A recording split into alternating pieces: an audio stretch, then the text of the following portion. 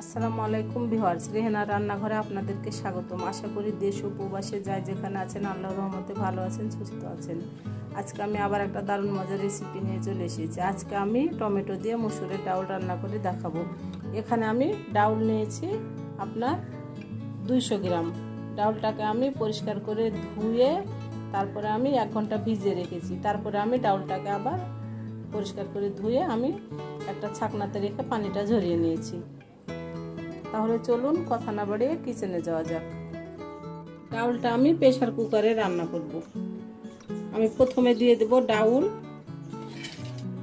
আমি দিয়ে দেব পানি সিদ্ধ হওয়ার জন্য। এখানে আমি 250 গ্রাম পানি দিয়ে দিলাম। এখানে দিয়ে দেব 5-6টা কাঁচামরিচ, আমি 2 ভাগ করে নিয়েছি। একটা বড় দেশি রসুনের আপনার কোয়া 10-12টা। এখানে আমি 4টা পেঁয়াজকে আমি কুচি করে নিয়েছি। এখানে আমি 2টা তেজপাতাকে আমি একটু করে ছিঁড়ে নিয়েছি। আমি এবার দিয়ে দিলাম কাঁচামরিচ, রসুন আর তেজপাতা আর পেঁয়াজ। আমি এখানে 4টা টমেটো আমি কুচি করে নিয়েছি। আমি এখান থেকে অর্ধেক টমেটো দিয়ে দেবো আর অর্ধেক টমেটো আমি রেখে দেবো। আমি দিয়ে দেবো স্বাদ অনুযায়ী লবণ, দিয়ে দেবো 1/2 চামচ হলুদের গুঁড়া। এবার আমি প্রেসার কুকারের মুখটা লাগিয়ে দেবো।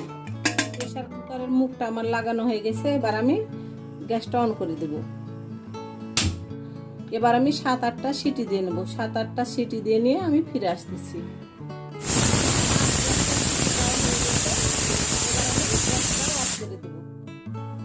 আমি এবার প্রেসার কুকারের গ্যাসটা বের হলে আমি ডাউলটাকে আমি ঘুটে নেব।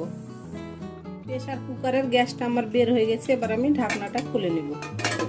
ডাউলটা আমার খুব সুন্দরভাবে সিদ্ধ হয়ে গেছে। ডাউলটাকে আমি ঘুটে নেব। আমি এই যে এটাকে ওড়ং বলে না দই বলে, এটা দিয়ে আমি ডাউলটাকে ঘুটে নেব। ডাউলটাকে আমি ঘুটে নিয়ে ফিরে আসতেছি। ডাউলগুলো আমার ঘুটা হয়ে গেছে। আমি এবার পানি দিয়ে দিলাম। আপনারা যদি ডাউলটা একটু ঘন খেতে চান তাহলে অল্প করে পানি ব্যবহার করবেন, আর যদি একটু পাতলা খেতে চান তাহলে একটু বেশি করে পানি ব্যবহার করবেন। আমি 200 গ্রাম ডাউলের সঙ্গে আমি 1 কেজি পানি দিয়েছি। আমি অল্প করে টমেটো রেখেছিলাম, আমি টমেটোটা দিয়ে দিলাম। আমি এবার ঢাকনা দিয়ে ঢেকে আমি ডাউলটার বলক উঠিয়ে নেব। বলক উঠিয়ে নিয়ে আমি ফিরে আসতেছি। ডাউলটার আমার বলক উঠে গেছে। এবার আমি ডাউলটাকে এক সাইডে নামিয়ে রেখে দেব। চুলায় আমি কড়াই বসিয়ে দিয়েছি, গ্যাসটা আমি অন করে দিয়েছি। এবার আমি দিয়ে দেবো তেল, রেগুলার তেল, সয়াবিন তেল। এখানে আমি 1 কাপ তেল দিয়ে দিলাম। আমি দিয়ে দেবো 2টা শুকনা মরিচ।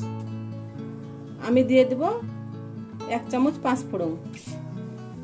আমি এখানে একটা দেশি বড় রসুন কুচি করে নিয়েছি, আমি দিয়ে দিলাম রসুনের কোয়া। আমি এখানে একটা পেঁয়াজ কুচি করে নিয়েছি, আমি দিয়ে দিলাম পেঁয়াজ কুচি। এবার আমি রসুন পেঁয়াজটাকে ব্রাউন কালার করে ভেজে নেব। রসুন পেঁয়াজটাকে আমি ব্রাউন কালার করে ভেজে নিয়ে আমি ফিরে আসতেছি। পেঁয়াজ রসুনটা আমার ব্রাউন কালার হয়ে গেছে। আমি এবার এটার মধ্যে ডাউল ঢেলে দেব। আমি দিয়ে দিলাম ডাউল। ডাউলটা আমি দিয়ে দিয়েছি। আমার রেসিপিগুলা যদি ভালো লাগে তাহলে আমার ভিডিওগুলা দেখার অনুরোধ রইল। যদি ফেসবুক থেকে দেখেন তাহলে অবশ্যই একটা ফলো দিয়ে দিন।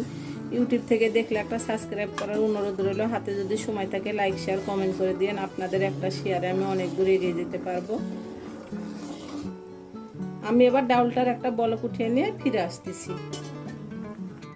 ডাউলটা আমার হয়ে গেছে। আমি এবার গ্যাসটা অফ করে দেব। এবার আমি ডাউলগুলোকে উঠিয়ে নিব। আমি উঠিয়ে নিয়ে আপনাদেরকে পরিবেশন করে দেখাচ্ছি। হয়ে গেছে আমার পরিবেশন করা। আশা করি আমার রেসিপিটা অবশ্যই ভালো লাগবে। যদি ভালো লাগে তাহলে আমার চ্যানেলটিতে লাইক কমেন্ট শেয়ার করতে ভুলবেন না। বেশি বেশি করে সাবস্ক্রাইব করা অনুরোধ রইল। তাহলে আজকের মতো এখানে বিদায়। আবার নতুন কোনো রেসিপি নিয়ে আসবো। সবাই ভালো থাকবেন। আল্লাহ হাফেজ।